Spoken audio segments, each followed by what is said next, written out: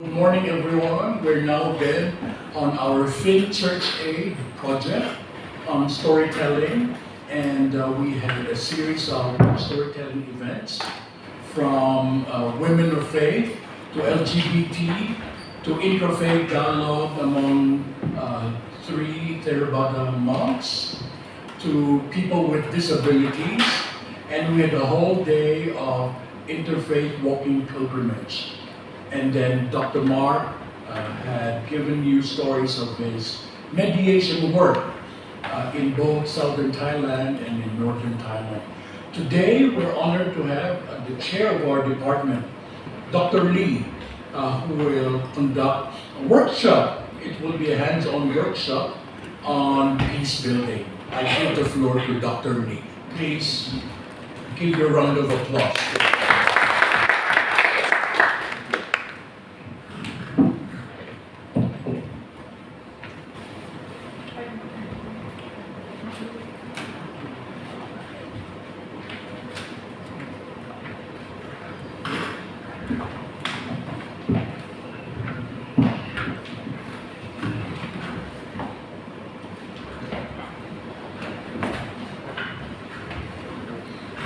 Good morning, everyone. Good morning. How's everyone today? Good. Yeah, most of the faces are familiar, but we have some guests from outside, also our friends who have been joining us in the previous workshops. We have Frederick and we have Lee. I'm sorry, I forgot your name. Helen, yeah, to join us. So welcome to my workshop. So I'm invited by Dr. Rey to conduct a workshop on peace building. So the theme, our main theme is from the margins to empowerment, building inclusive justice and peace through storytelling, dialogue, and advocacy. Today, so I will combine storytellings and hands-on activities, some input and not lecture. So I hope that we will not get bored. So this topic suits me well. I personally consider myself as one of the people at the margins. I'm originally from Vietnam, south of Vietnam. Most of us here are from Southeast Asian countries. And, holding a Vietnamese passport is not something to be proud of when we travel to developed countries. We still face a lot of barriers, discrimination. And so I think Myanmar students, you may have similar experience. And so our nationality is also, we are marginalized in that sense. I am a woman, Vietnamese woman. So Vietnam is influenced by Confucian culture, which is very patriarchal. This culture views daughters as inferior, sometimes worthless. So there is a proverb like, having one son is one son. Having 10 daughters is nothing. Yeah, but now it's a bit out of date. There is more gender equality, but people still value boys more than girls. They will be more happy to have sons than daughters. And women still face, a lot of barriers in the society, in the family. Women don't have much decision power. And I'm also, I come from Christian tradition. And in Vietnam, Christians are minority, and especially the Protestant Christians We are less than, now we are around 1% of the population. And Christians still face a lot of discrimination and repression, by the authorities. If you read a report of religious freedom, you can learn a lot about, the situation of religions in Vietnam. And so I'm also marginalized in terms of religion. But as a Christian woman, I have double marginalizations. My church, the Evangelical Church of Vietnam, the biggest, oldest Protestant church, has still rejected women for ordination. The church doesn't ordain women until now. And so women don't have much voice in the church. Yeah. And so I see myself, marginalized in multiple ways. And so the topic today is, really close to my experience. And I believe many of you too, you also face marginalizations, inequalities. So today workshop, I will focus on 4 things. Who are the people at the margins? We will have intersectional analysis, which I have just done. Analyze, multiple marginalizations that a person experiences. And the second thing we will talk about is the various forms of violence experienced by people at the margins. We will analyze ourselves, various forms of violence that we experience. And then the third thing is what is peace. Peace, sometimes it's very subjective. Of course, it's objective, but it's also subjective. People have different perception of peace. Ways of building peace. So how, as peace builders, how are we going to build peace? Who are people at the mountains? So we have already attended workshops on women, yeah, and then religions like Buddhist monks, and then LGBT, and then people with disabilities. So normally when we talk about people at the margins, right, we talk about groups of people like LGBT, women, religious minorities, ethnic minorities, right, as a group. But within a group, people are different, right? Yeah, people are not the same in a group. So this is the definition.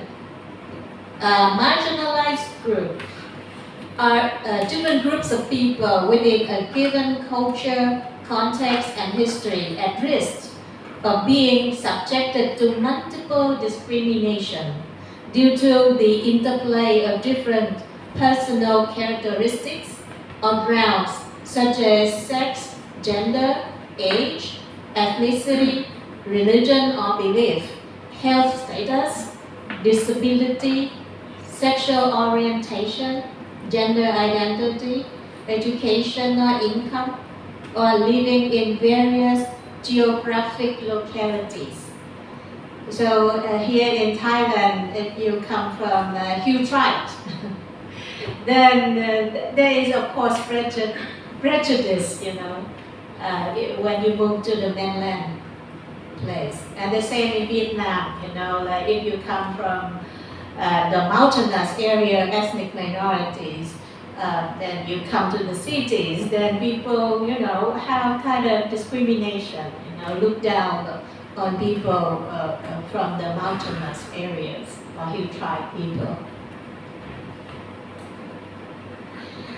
So here are kind of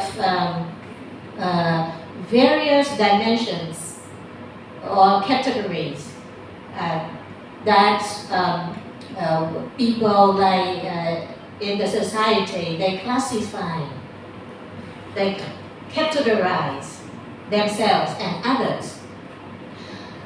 We can see like on the kind of the vertical dimension, we have wealth, right? The rich and the poor. Income, people with high income, middle, and then low, and then education. Yeah, people would classify themselves as educated or uneducated, thing like that. Health. Yeah, we talk about people with disability or sickness. They are marginalized. Social status. People with positions. In the society, or they achieve some success. In their career, they move to their higher rank. Then they can see themselves as superior, to others who don't have such high status. And on the other dimension, we see gender. Gender, we are born with as male, female, or between LGBTIQ. So also the element that people experience like marginalization, ethnicity. Yeah, so come from minority or majority. And then nationality, as we come from Vietnam or Myanmar or Thailand, Singapore or US or other countries. Religion, yeah. Physical appearance. Are you beautiful, handsome, or you are ugly? Not good looking. That is also an element that you experience marginalization or discrimination through. And age, it depends on culture, right? In some cultures, like Asian cultures, the older you are, the more respected, you become. So people respect you because of your age. But in some other places, when you grow old, you are discriminated. Yeah, people neglect you. Yeah, you feel like marginalized, things like that. There are more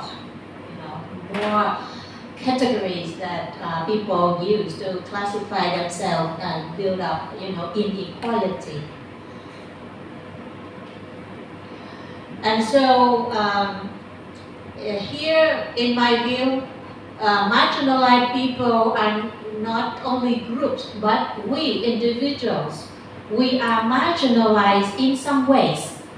We experience marginalization in some ways, according to these things. Some are given or born. That means we are born with these things. And some are accumulated or cultivated. For example, the vertical dimension, right? These are accumulated. Yeah, you train yourself, you move up the scale of the society. Yeah, then you improve your status. But some are born like gender, ethnicity, nationality, religion, physical appearance or age. However, these categories are changing and not fixed, including those regarded as given. For example, like gender, for example, gender is not fixed. People now can change their gender. Yeah. and it depends on the place that gender orientation is more accepted than another place. For example, in Thailand, the people like LGBT, they have they are more accepted in Thailand. Ethnicity. It also changes, depends on where you are. In a certain place, you are minority, but when you move to another place, you may become a majority. On nationality, now people can, pay money and buy their citizenship. So you actually can change your nationality. Physical appearance, we have plastic surgery right now. People can beautify themselves, can make themselves beautiful with cosmetics, and even change their face feature, just look like actors and actresses in the movie. Everyone now can do that if you have money. So you actually can change. Age, maybe in the future, the science will develop to a certain level that people can remain young, live longer, maybe hundreds of years. So we see that, these are not fixed. I have an exercise for you. I would like us to have an exercise. Can anyone deliver the piece of paper on the table there? The handouts. Yeah. Now let's kind of analyze how much power you have in the society. So we will have here 10 categories. And let's rate our power from level 1 to level 5. Yeah? So you rate yourself. So which level of power you have in the society. So concerning ethnicity, nationality, gender, religion, etc. For example, for me, I belong to majority, the ethnic majority in Vietnam, so I would rate myself 5, my power number 5. But for nationality, Vietnam, when I travel outside, I think my passport, the value is just kind of lower than the middle level. Yeah, I still face much discrimination to ask for visa, So I would rate myself maybe over 2, a little bit. And then gender. In Vietnam now, maybe the gender equality will be improved, so I rate myself like 2.5, for example. Religion in Vietnam, like Christianity, is very low level, we are very much discriminated. And so I would rate myself number 1. And then physical appearance, maybe number 2. I look at myself, not so beautiful. Age, I'm now over 40, so in Vietnam, people would respect me more. Yeah, not like a little girl anymore. And wealth, okay, I come from very low economic background, so I would rate myself like 1. I don't have, I'm not rich. And then education, but I have high education, PhD degree. So I would rate myself number 5. And then health, okay, number 4. I'm not very strong at my age. Income, okay, maybe just kind of over about middle level, yes. So I would like you to analyze yourself, your power where you are in the society, yes.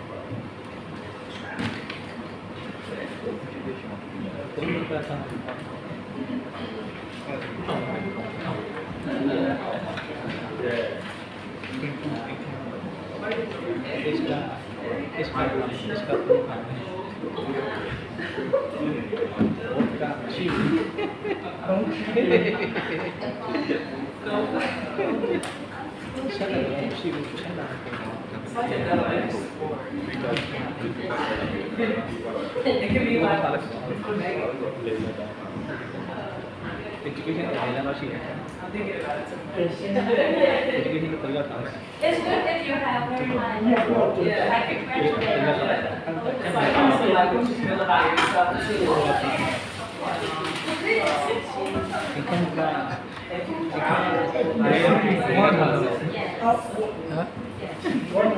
Bây giờ ngồi đó thòng ra chân ra.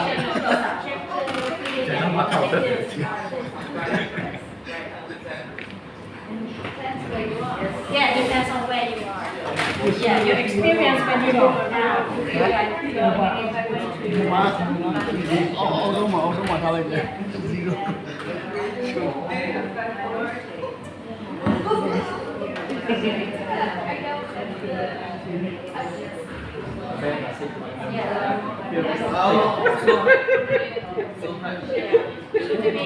You can decide most of the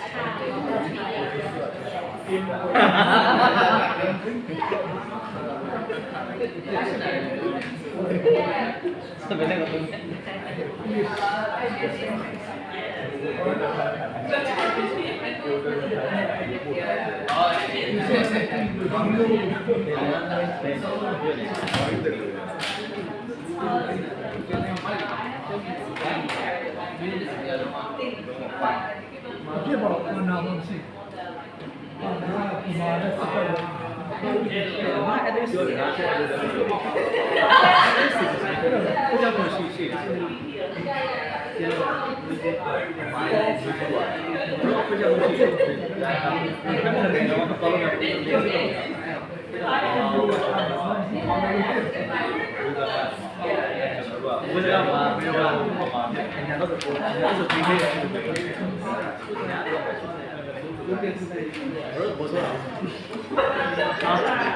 Okay, are you all done? Yes, Sergeant. Good.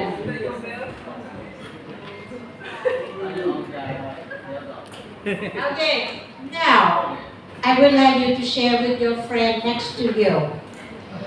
Please choose one category which you are most marginalized and share what makes you think that way.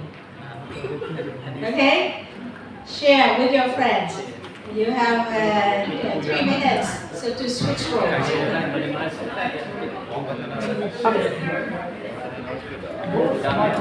Most marginalized, that is the lowest.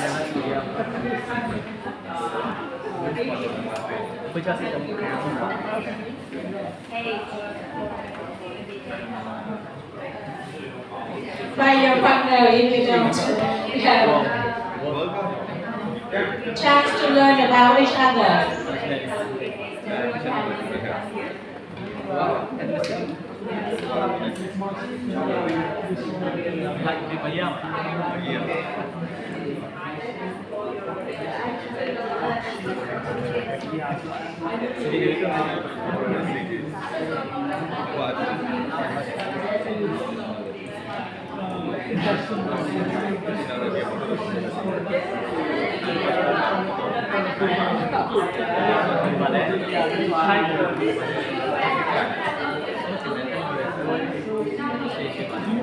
You can identify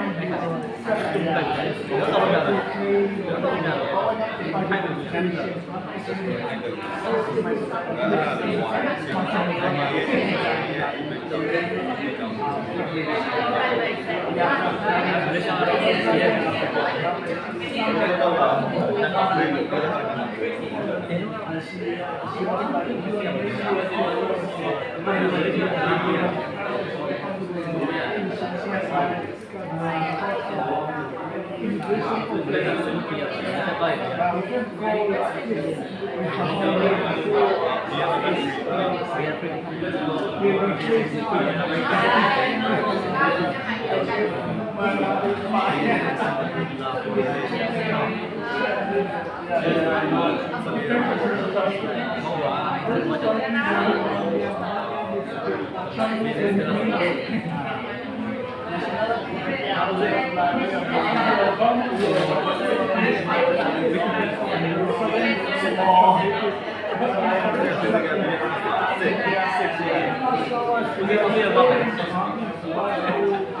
không chịu anh dành ra ông nào mình không chịu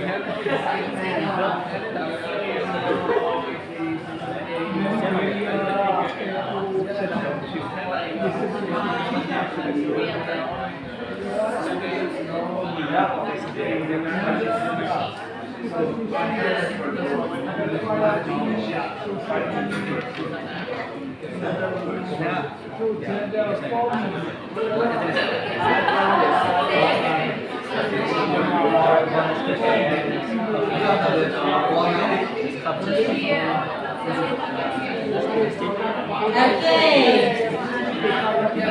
I hope that hello. Hello everyone. Attention, please. Hello. Time's up. Time's up. You can share more after the workshop during lunch. Okay. Yeah. So I believe that each of us have many experiences of marginalizations in many ways. But we are not the same. We are different, you know. And so some of us may be more disadvantaged than others, or some of us may be more advantaged, you know, than others, depending on, you know, the situations or the background that we come from.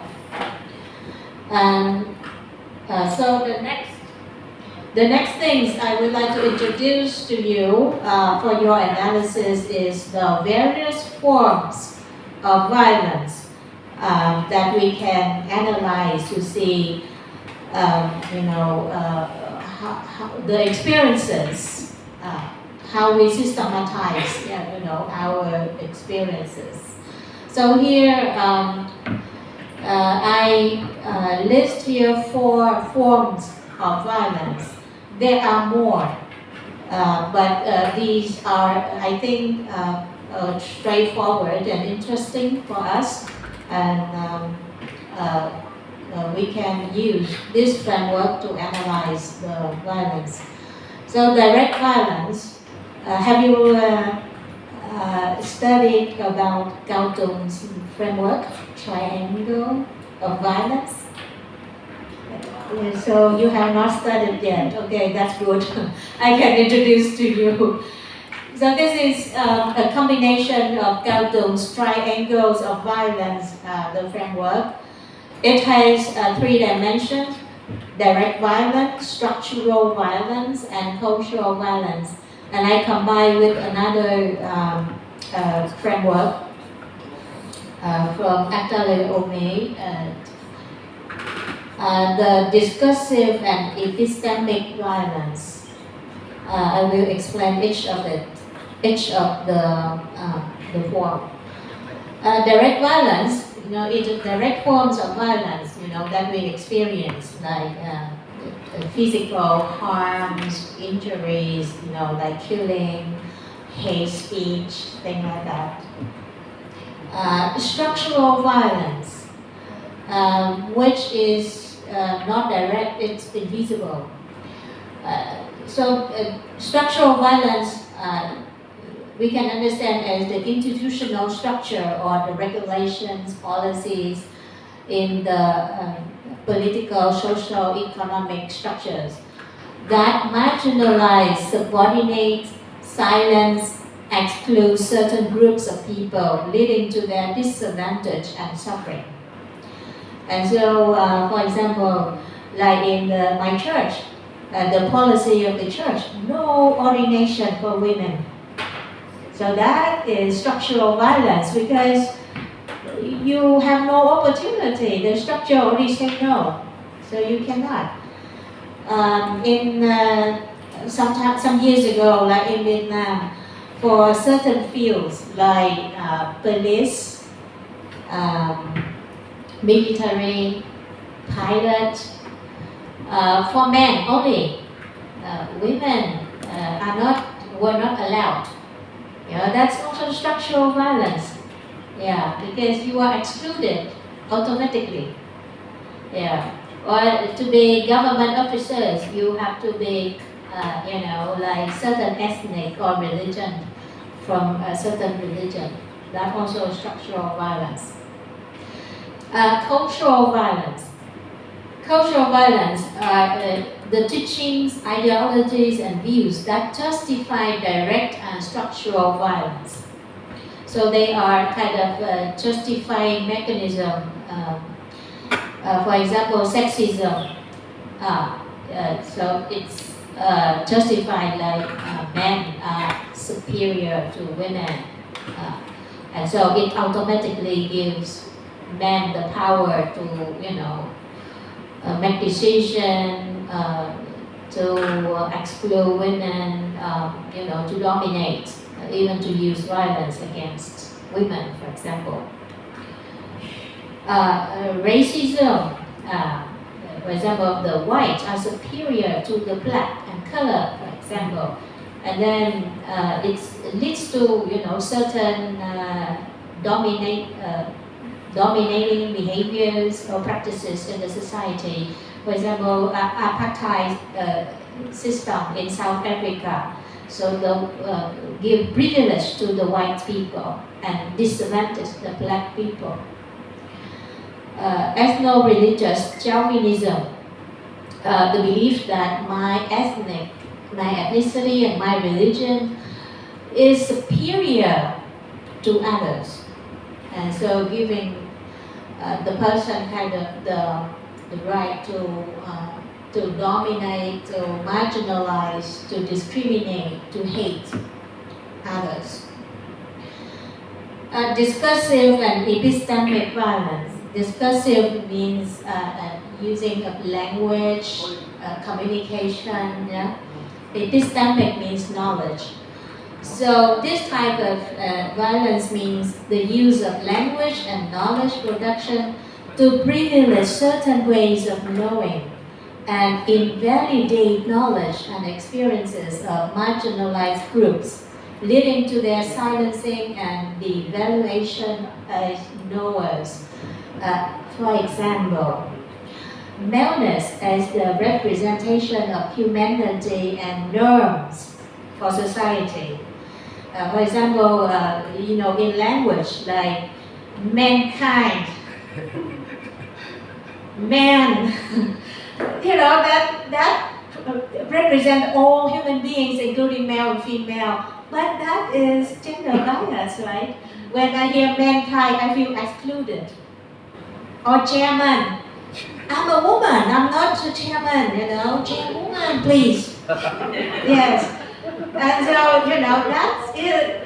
very popular example, when people use language, biased gender language to talk about everyone.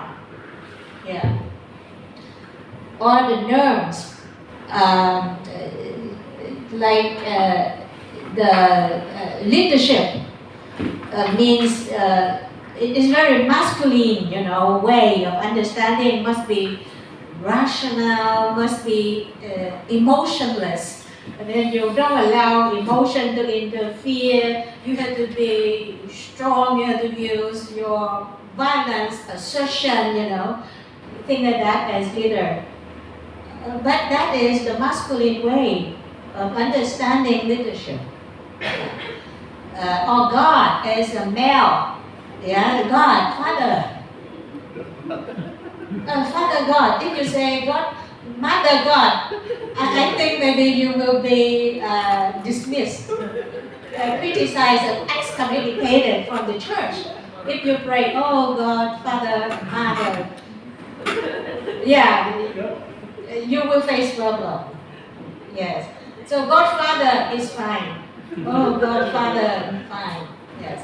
So that's, example of how maleness is used as the norm for the society.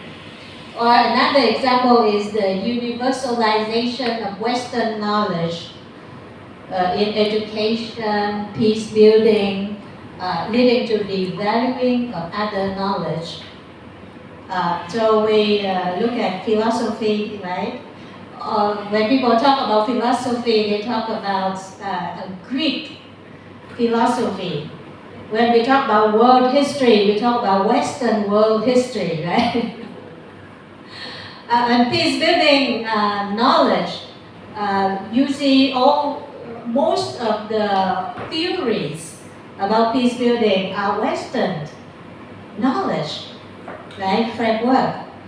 We cite Cao Tung, Lederach, Elias Boulding, all Western scholars.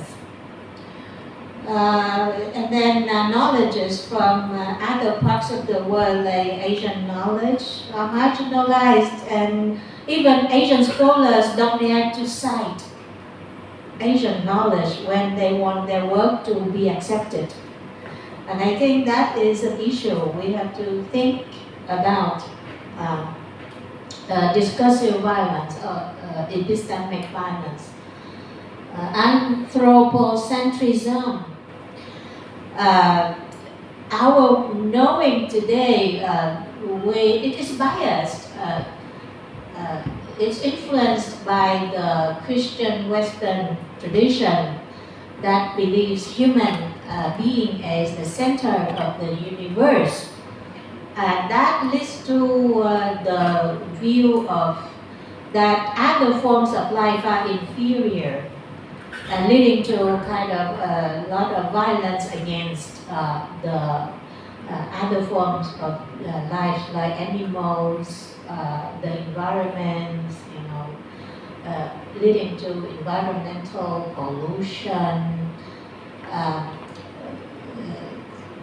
A lot of things. So today we have to think about the knowledge categories that we accumulated, we are nurtured, educated. We have to see where they come from and how they lead to violence against others, how they marginalize other understandings.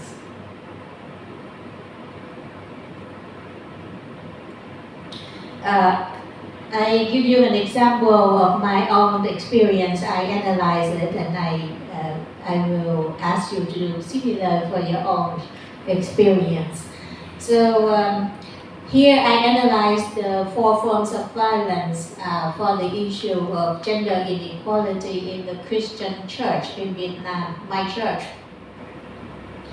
Here are the real things that I have experienced and have seen in my church. Direct violence, being silenced. Women are not allowed to talk in the meetings with the higher leadership. They just there to serve drinks and food and prepare the room, but they're not allowed to raise voice. And they're not allowed to talk about gender equality. If they talk about that, they are heretic. They are condemned, which they feel so terrified already. So they are silenced. They are not heard or respected when talking. In my church, when a woman stands up and talks, it doesn't matter if what she says is correct or not. People will not listen. But if a man, a pastor, stand up and talks, people, it doesn't matter if what he says is correct or not, people listen. This is the bias, just, very natural, people are not aware.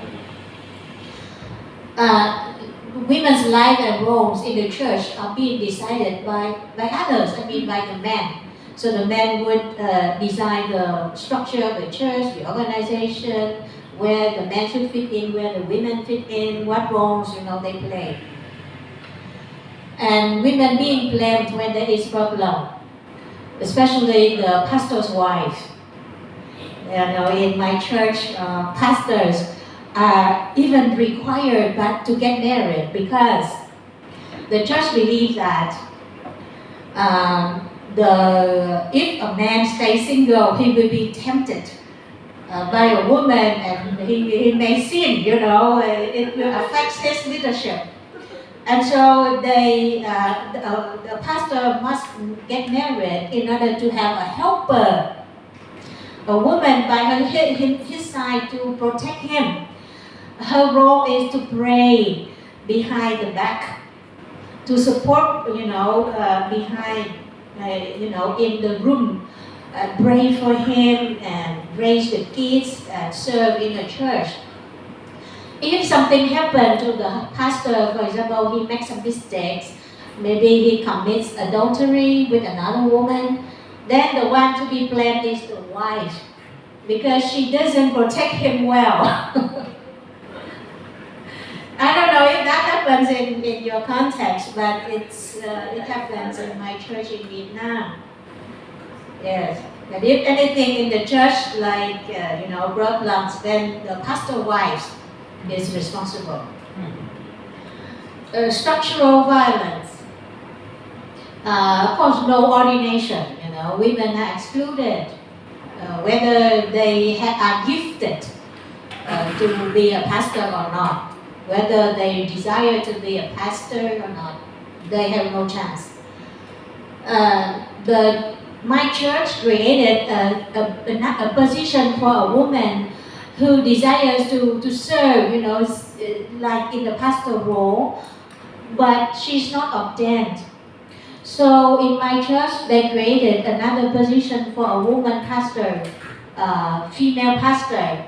And any woman who wants to enter this role must be celibate. It's required. You must stay single. Once you get married, you are no longer a female pastor. You are out. Yeah, you're not allowed. I interviewed the pastors, why like that? And they say, because man is the head of a family, the man is the leader of a woman. If a female pastor gets married, she will be led by her husband. So she cannot be a leader of the church. And so, no, she has to be single. But celibacy is not applicable for male pastors. They are required to get married to have helpers.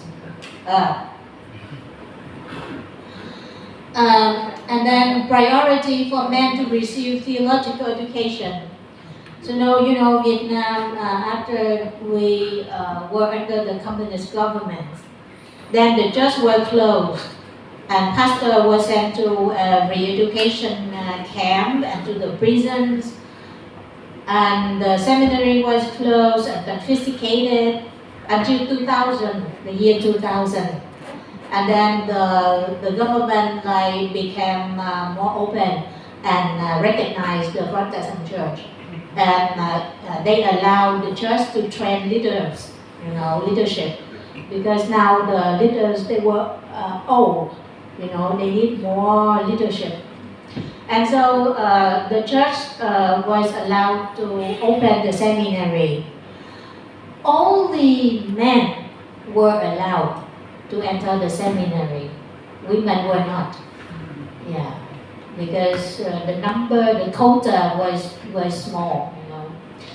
Only until 2009, 9 years later, girls were allowed to enter theological seminary in Vietnam.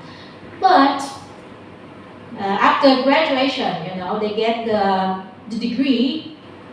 What they do, they will be assigned to sell bookstore of the church, to sell books, to be a teacher Sunday schools or music, leader, thing like that.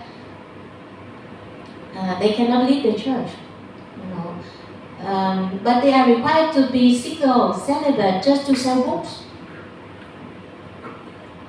Is this reasonable? No. that it happens in the church. That's from my research. The best role for women is pastor wife supporting men from behind through prayer and serving others only.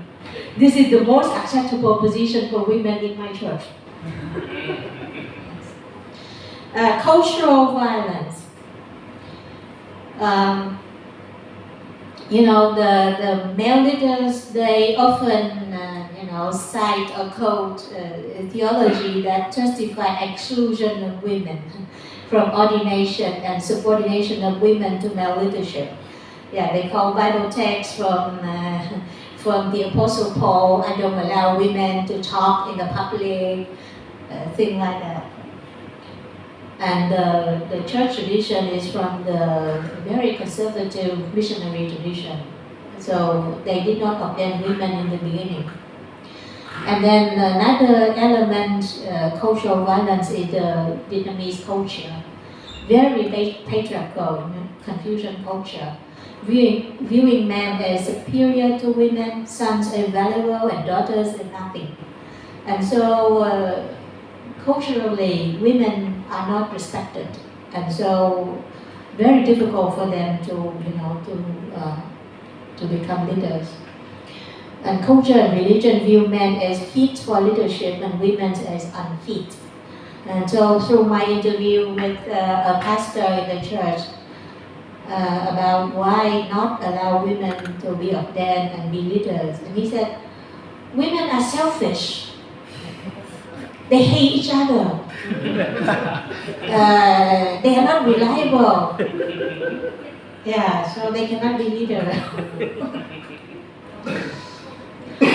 Discursive and epistemic violence. Some example like anti-women and gender-biased scriptural texts. The religious knowledge that the church has is gender-biased already. And so they internalize the knowledge, and so they act out gender inequality. And theological knowledge, also from patriarchal tradition, from missionaries who were very patriarchal. We have today gender-biased textbooks. Yeah, you check the textbooks, you will see women are nurturing, caretaking.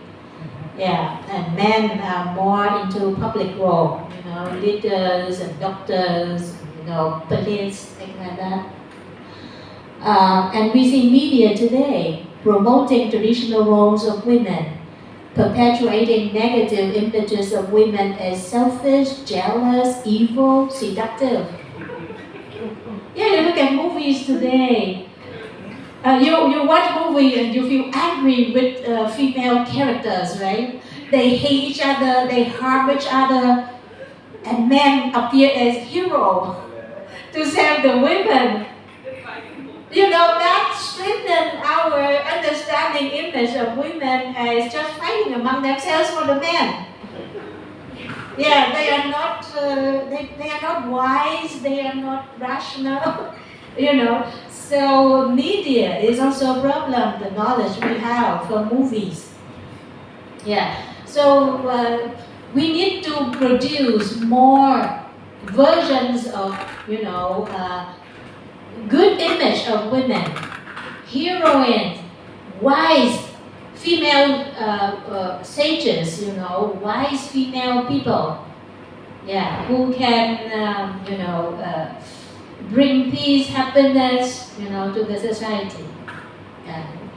And so this, my analysis. Now I would like you to do the same for your own experience. Select one concrete issue of marginalization, inequality that you have experienced, and analyze various causes according to the framework below. I give you 10 minutes. Yes? 10 minutes for you to apply immediately to see various forms of violence that you experience. Yeah, the back of the paper, the handout, that is the table for you.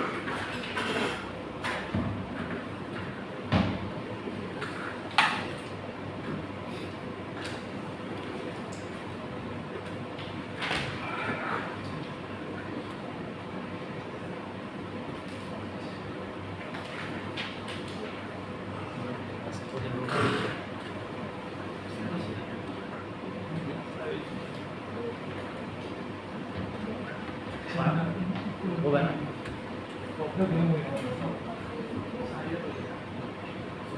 saya posisi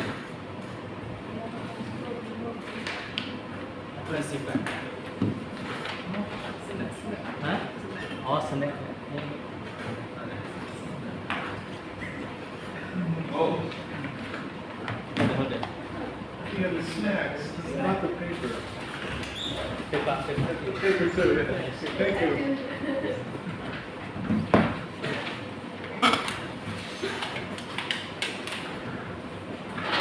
Now we're playing the. We're playing the.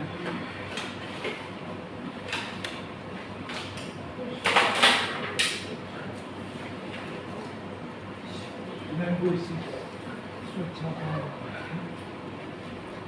Kasih banget.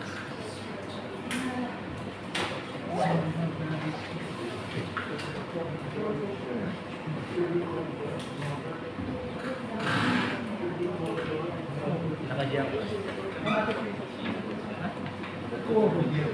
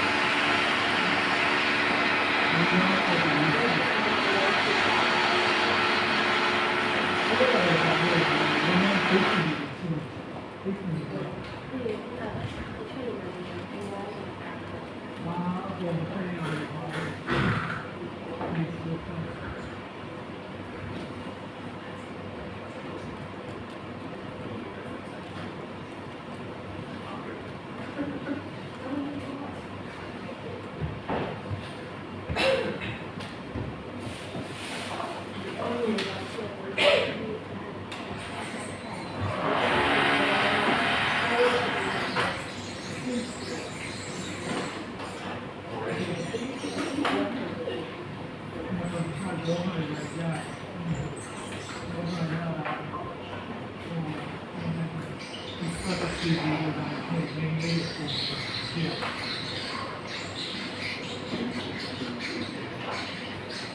ค่อยๆ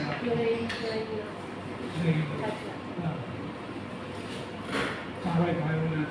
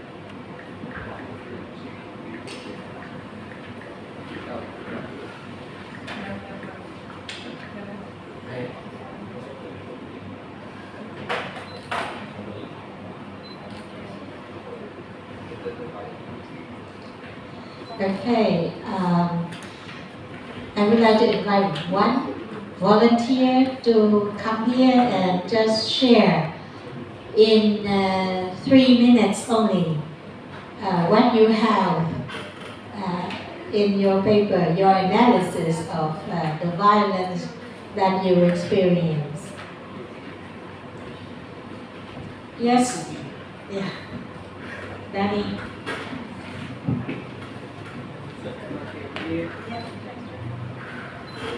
Alright, hey everyone. What I wrote is for an issue that I've experienced is the ethnic inequality in American healthcare, specifically as it relates to a African American and Native American individual.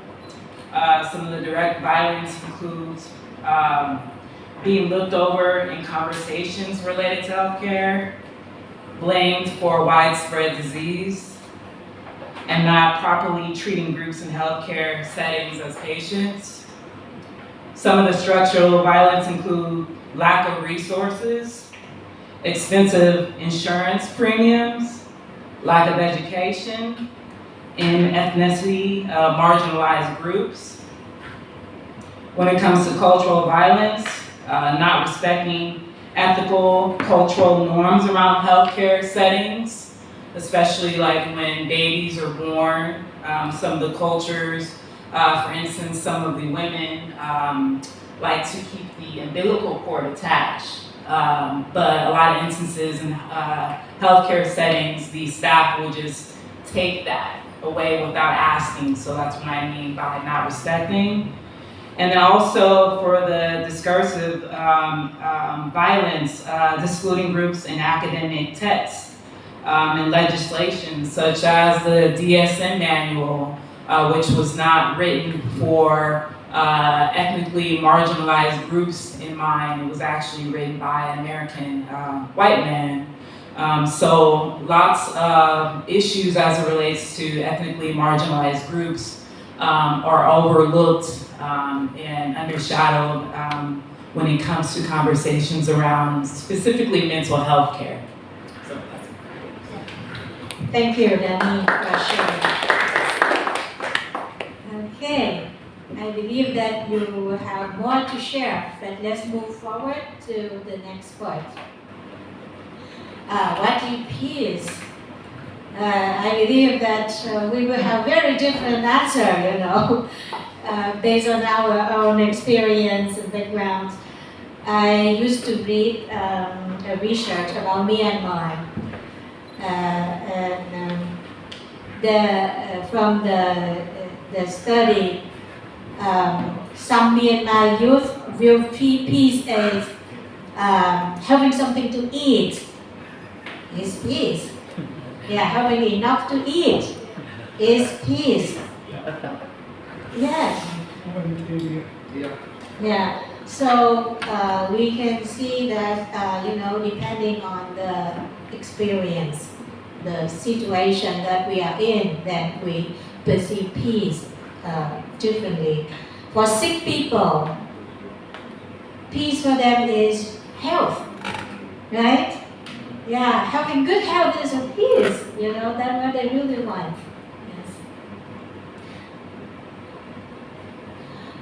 Here I will introduce to you three different frameworks, three different ways of perceiving peace. The first one is from Johan Cao. This is the social framework. He defined peace into negative peace and positive peace. Negative peace, absence of direct violence, absence of structural violence, and absence of cultural violence. Yeah. Positive peace, that means the presence of cooperation, more peace values, right? And presence of equality, equity, justice, and other things. And presence of cultural peace and dialogue. People are peaceful, they behave peacefully, they resolve conflicts non-violently, things like that. So this is the social dimension of peace. And this is kind of very popular understanding in peace studies. You have studied with Ajahn Mark and Dr. Mon. The second framework may be not known to many of you. It's from Adam Kerr, a British scholar and peace practitioner. He defines peace as unpeaceful relationship and peaceful relationship. So peace is viewed in terms of relationship. So unpeaceful relationship is the relationship that you have more harm than good. Like abusive relationship, for example, or dominated relationship. It's very violent, unpeaceful. A peaceful relationship, you do more good than harm. Like respect, love,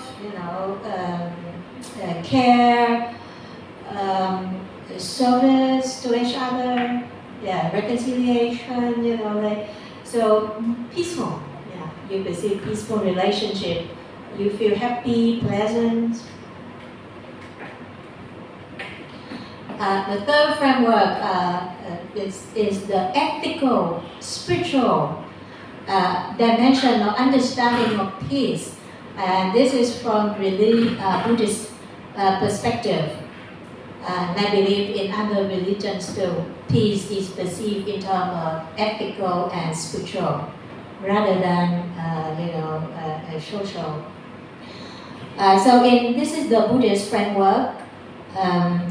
So peace has many stages. This is according to the Buddhist cosmology. No peace or violence. So Buddhism divides the world into 1, 2, 3, 4. Actually 6 rounds. But the first 4 rounds are very unpeaceful, violent. These include animal realm. Of course, animal world, like, they eat each other, very violent. The bigger animal would consume the smaller one, bigger fish eat the smaller fish, everything like that. Atula is just kind of symbolic term, but in the past also means like the people who like fighting. They are consumed with anger, hatred, they like war. They go to war, they fight all the time. And today I think we also have people like that, right? Gangsters, mafia, right? People who just very aggressive, they like to fight. Hungry ghosts, another term in Buddhism, it means the stage of living where people don't have enough food to eat, they don't have enough clothes to wear and shelter to stay. So the stage of suffering. Hell is a state of suffering of body and mind, day and night, such as bodily sickness, mental suffering. Yeah. We all experience that in some periods of our life, right? We just feel like this is hell, it's not life. Yeah, when we experience tremendous suffering in our body and our mind, yeah, mentally. The second stage in this framework is the human stage. Here, there is relative peace. That means both peace and suffering mixture. In the explanation, the foundation for explaining this is based on the ethical behavior. So in the human stage, the human include both good and evil conduct in thoughts, speech, and deeds. So if they do good, they experience peace, happiness. If they do evil, they experience suffering. And so there's a mixture of the human stage. The third stage is peaceful, is the heavenly stage, where people have full peace and happiness. The foundation for that is when people behave ethically good in their thoughts, in their speech, and in their deeds, conduct. And ultimate peace, or Nibbana in Buddhism, is the stage of absolute peace and happiness. The foundation for that is when people have removed the greed, anger, and ignorance. And so there is absolute peace, unaffected peace. Yeah, we have Venerable here. So this I got this framework from Venerable from Vietnam. Yeah. So this is the ethical spiritual framework of understanding peace. I tell you a story of the Buddha. The Buddha said, I am one of those who sleep at ease in the world. This taken from Anguttara Nikaya, chapter 3, the story number Sutta 35. Let me read to you.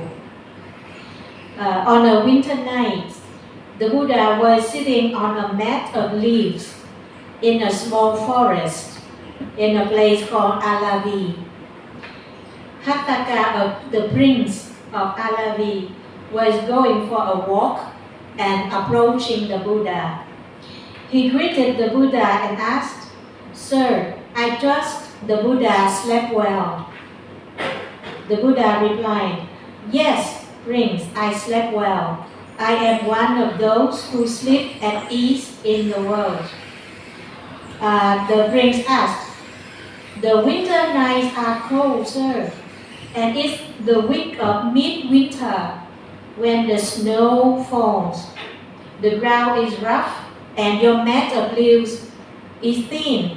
Your robe is thin. and the cold wind is blowing. Yet the Buddha says, "Oh yes, Prince, I slept well. I am one of those who sleep at ease in the world." The Buddha replied, "Even so, I slept well. I am among those who sleep at ease in the world.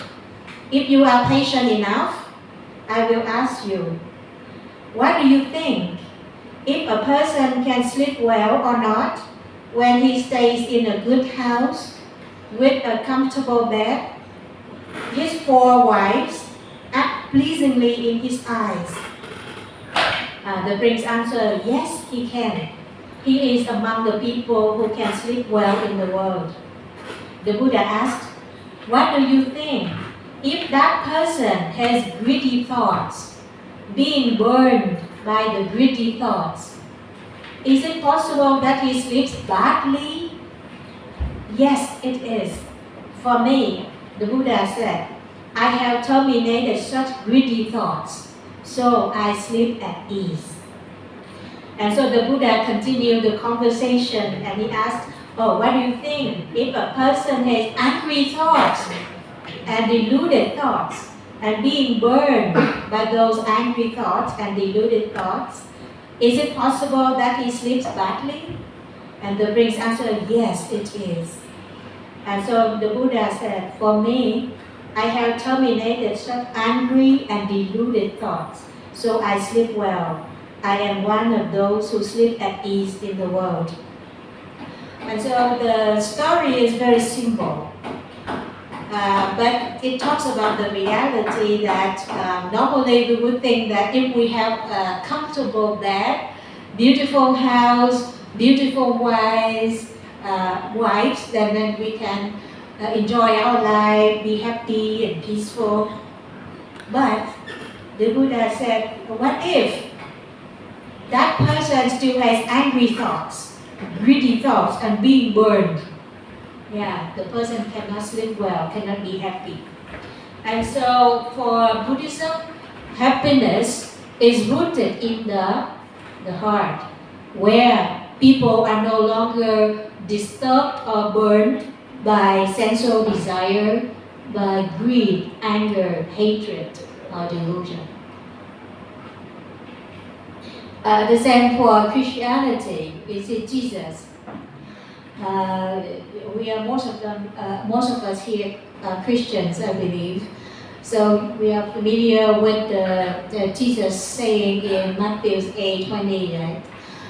Jesus replied, "Foxes have dens and birds have nests, but the Son of Man has no place to lay his head."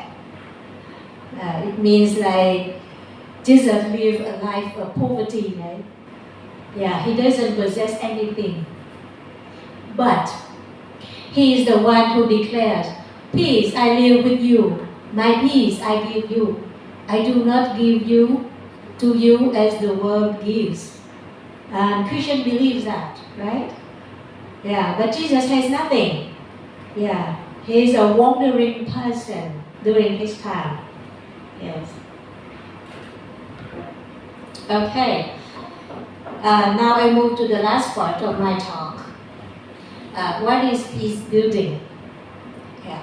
So we already see the 3 ways of understanding peace, right? Social understanding, relational understanding, ethical and spiritual understanding of peace. Now, what are the ways to build peace? So this is a very academic definition. Peace building seeks to prevent, reduce, transform, and help people recover from violence in all forms, even structural violence that has not yet led to massive civil unrest. At the same time, it empowers people to foster relationships that sustain people and their environment. This is, I quoted from Lisa Sturch. She has written a good book on the state of peace building. She surveyed all the definitions and understandings peace building, and she crystallized it into this one definition. In her survey, she see that there are spectrums of meaning in peace building terminology. So in the field, people understand peace building very different, not the same. And so here are the kind of the spectrum of understanding. So some would understand peace building as post-conflict. Yeah. So we have conflict, right? We have conflict, peacemaking, and then conflict resolution, right? Conflict management, conflict resolution, and then peace building. Yeah, peace building come after the conflict is stopped. So it's in the post-conflict stage. But some others would understand peace building as a range of activities. Yeah, it includes peacekeeping, human rights monitoring, mediation, development. It focuses on all stages of conflict. That means from beginning until end, in all stages, not only the post-conflict state.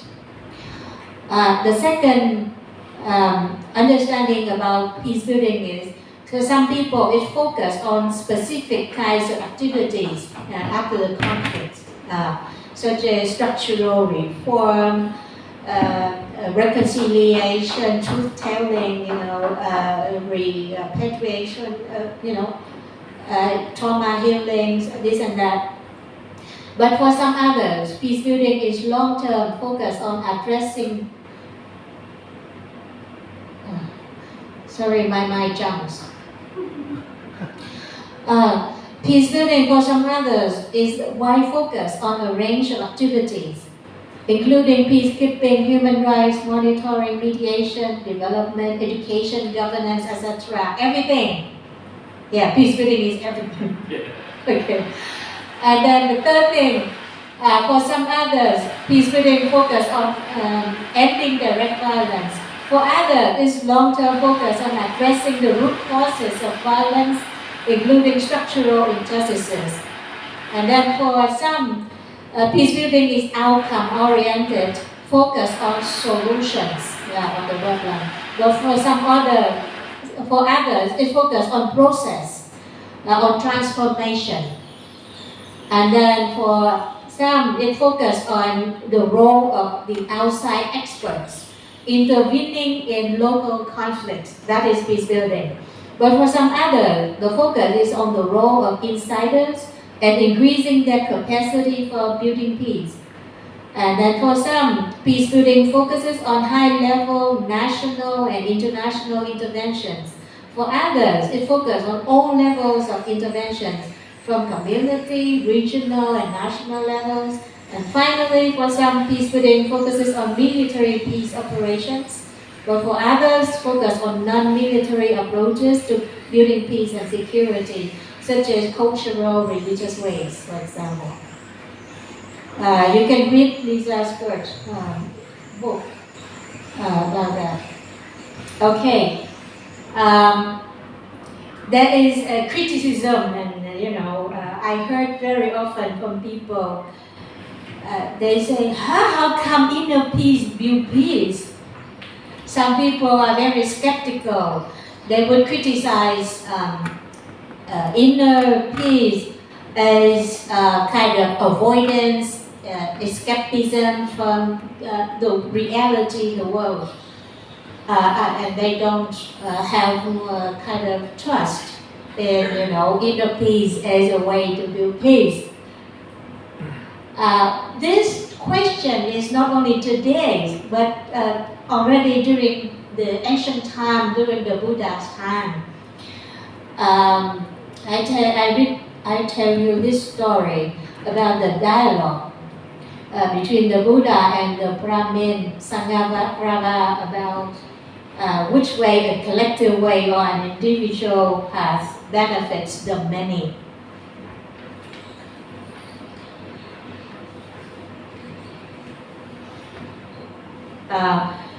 The Brahmin Sanghavarava approached the Buddha, greeted him and said, and sat at one side.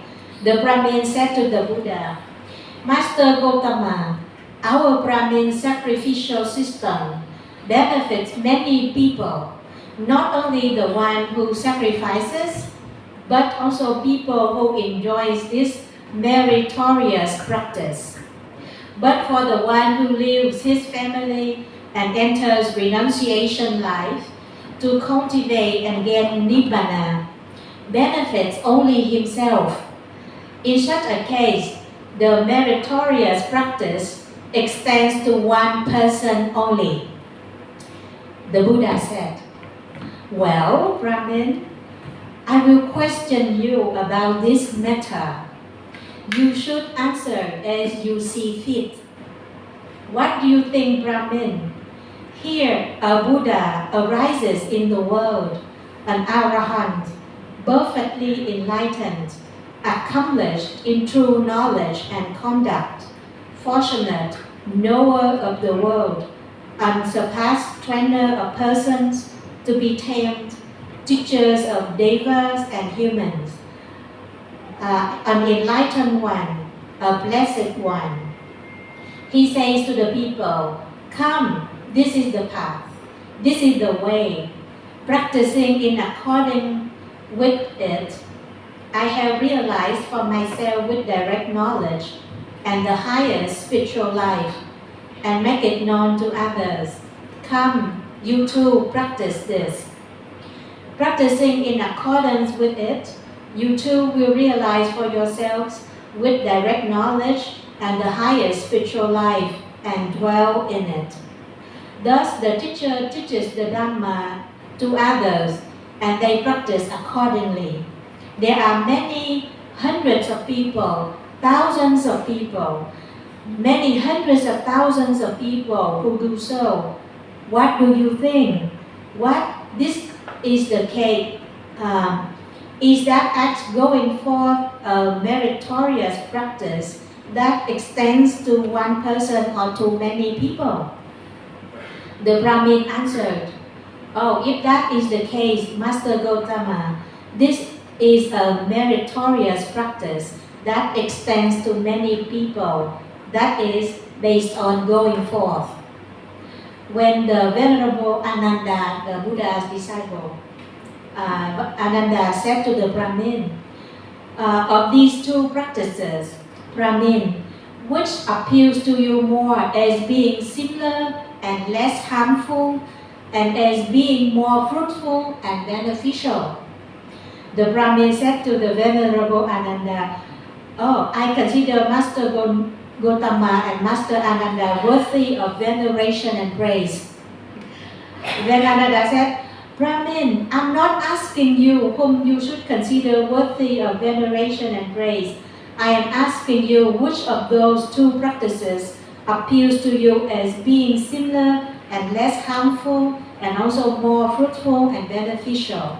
The Brahmin avoided the reasonable answer until the third time, and so seeing that, the Buddha changed the topic. So this story tells us that people like the Brahmin think that the collective way benefits many people, but the individual way, like cultivation of your inner peace, virtues, behavior, benefits only yourself.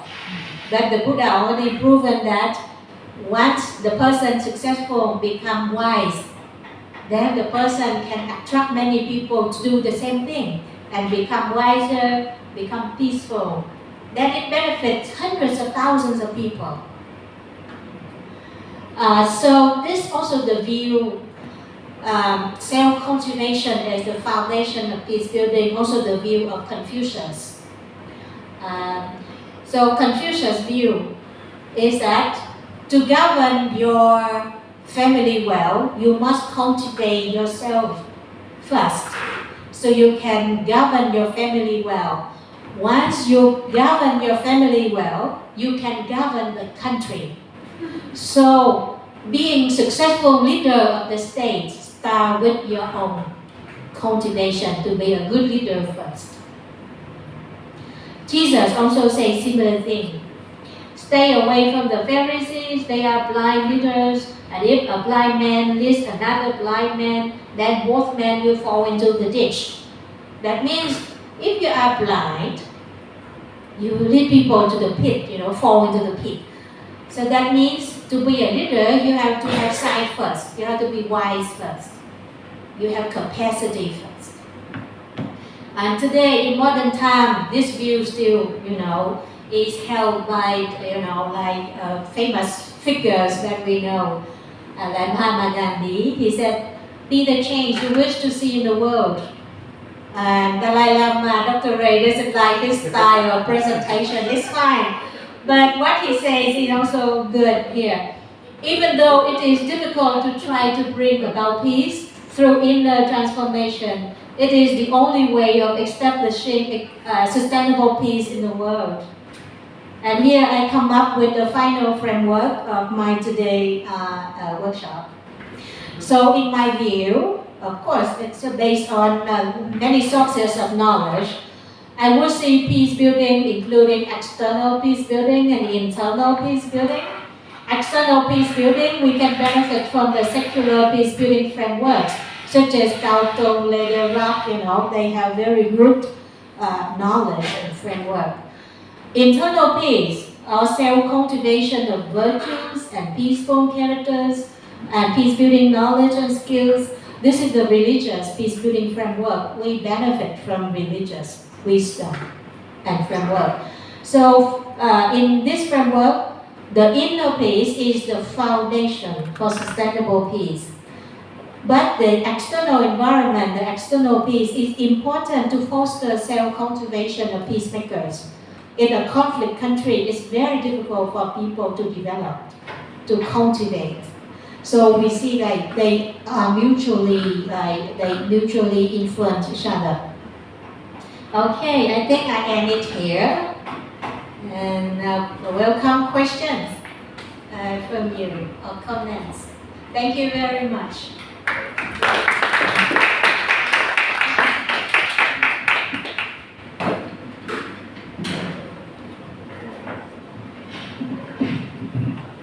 Thank you, Dr. Lee. I have one practical question related to your discussion. Remember, I always organize interfaith pilgrimage, and for example, the purpose of our interfaith pilgrimage is for everyone to learn about each other's faith with respect. And we don't judge people, we ask questions. What if, for example, let's say I'm a Roman Catholic. I'm not, I'm Protestant. Let's pretend I'm Roman Catholic. And we do not want to see shocking example of a woman consecrating the host. But that was part of the exposure, and I got insulted. So this is like the Buddha and the Brahmin talking. Why did you let me experience a woman consecrating the host? That's not the way it's done in my religion. Let's pretend I'm Roman Catholic. Why did it happen, and why do I have to see this? That's one argument. The other argument is, but our purpose is to understand each other. So what do we do in this case? Let's pretend there's a conflict. So what do you want me to do? To explain this? Yeah, you father said yes. What to do if there's a conflict? My purpose is to open the eyes of people, but the people don't open their eyes. They judge, like this is wrong. If you ask knowledgeable people about intra-faith issues, different religious understandings within the group, they have no solution. Yes. So the issue of gender, like bias like that, it's very difficult to solve. It depends on people's, perspective and positioning. If people reject it, it's very difficult, to convince them unless they themselves transform. Thank you. So is it also good like what Buddha and the Brahmin did? ask 3 times just to avoid it? Yeah. Just avoid it if such an issue occurs. Okay, so sometimes the solution is just not to confront the issue. Let's thank Dr. Lee for an excellent workshop and discussion on peacebuilding. Please pick up by yourself all of your garbage, bring them back, and we have free lunch as always, thanks to the Fin Church Aid Project at the White House, and continue the discussion at the White House with Dr. Lee. Thank you again, Dr. Lee. Thank you. Yeah, group photo. What's the best like this? Like this? Here. Turn on light.